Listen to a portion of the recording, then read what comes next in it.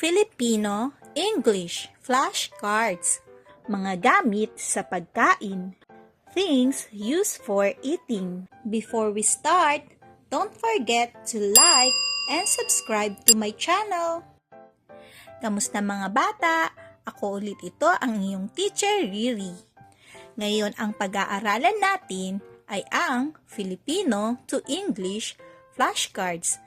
Mga gamit sa pagkain. Handa na ba kayo? Umpisahan na natin. Pinggan, plate, kutsara, spoon,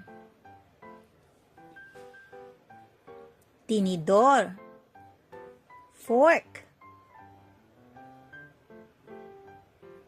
kutsilyo, knife, mangkok, bowl, baso, glass, tasa, cup, hasi, chopstick, serbilyeta, napkin, mesa, table, upuan, chair, bandehado, tray, lalagyan ng pagkain, food container, saingan, rice cooker, sandok, ladle, platito, saucer, paleta, spatula, lagayan ng tubig, pitcher, termo, thermos,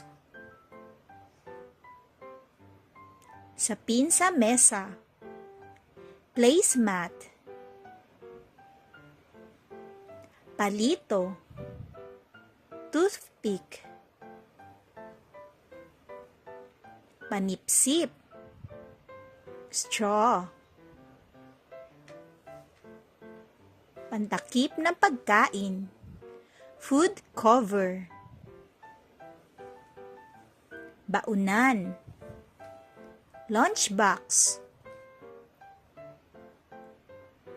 mantel, tablecloth, pinggang panghain, serving plate, kudkuran, grater,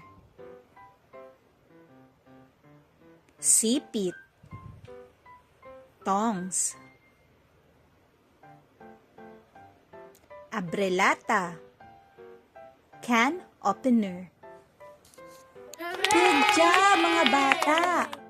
Huwag niyong kakalimutang mag-practice pa magbasa at subaybayan niyo ulit ang mga susunod ko pang video para matutunan niyo ang iba pang aralin. Maraming salamat at hanggang sa muli, paalam!